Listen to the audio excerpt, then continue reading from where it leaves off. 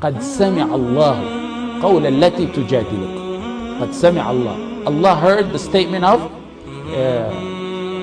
Khawla bin Tha'laba radiallahu anha, the one who disputed the Prophet ﷺ, came to speak to the Prophet ﷺ concerning her husband. Khawla comes complaining to the Prophet ﷺ in a room that's nearly 10 feet by 11.5 feet. Imagine that, a room 10 feet by 11.5 feet, approximately 3 meters by 3.5 meters. She's sitting there with the Prophet ﷺ and Aisha. Aisha in that room, in that small room, couldn't hear what that woman is saying. But Allah subhanahu wa ta'ala on top of 7 heavens said, قَدْ سَمِعَ. Allah heard her. Aisha couldn't hear her. In that small tight little room, Allah on top of 7 heavens heard her. Keep dua for yourself personally, for your family, for this ummah, for your akhirah, for your dunya. Keep it fresh and ripe on your tongue. Some people ask, especially about the ummah situation, why hasn't Allah answered the dua of this ummah? You get that question, I get that question a lot.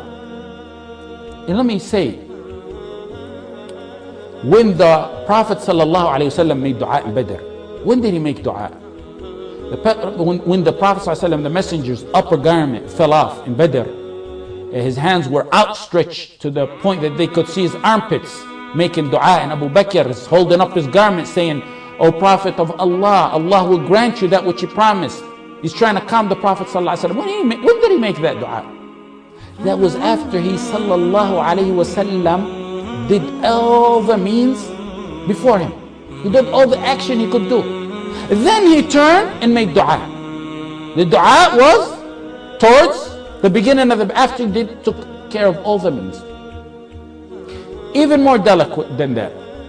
Look at the verses that that the Prophet ﷺ used to wake up to every single night.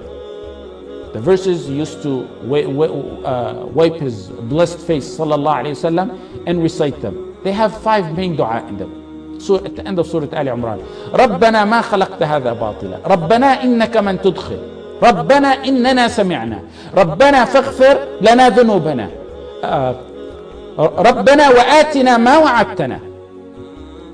5 dua, main dua in the chain of verses. Look what Allah answers when He answers. Allah answers فَاسْتَجَابَ لَهُمْ دُعَاءَهُمْ. Is that how the verse goes? I made a mistake, yeah. That's not how the verse goes. فَاسْتَجَابَ لَهُمْ رَبُّهُمْ أَنِّي لَا أُضِيعُ عَمَلَ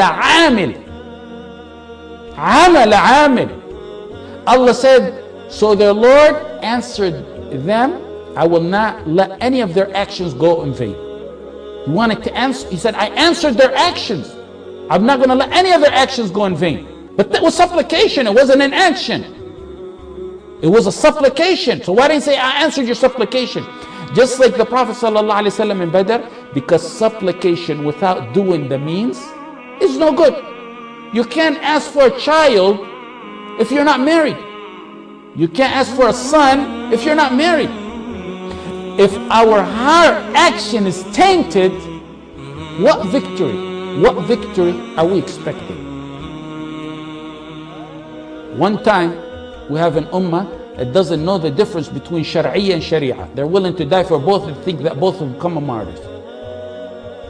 Wallah al-Azim, it blows a mind how nearly an entire ummah with their enemies, illa man rahimallah, can bandwagon with each other against the righteous. And then you think we're going to make dua and Allah is going to answer when the heart action is not even there? The heart action is not even there. The most simple part of it. Then we ask for victory and we wonder why it's not answered.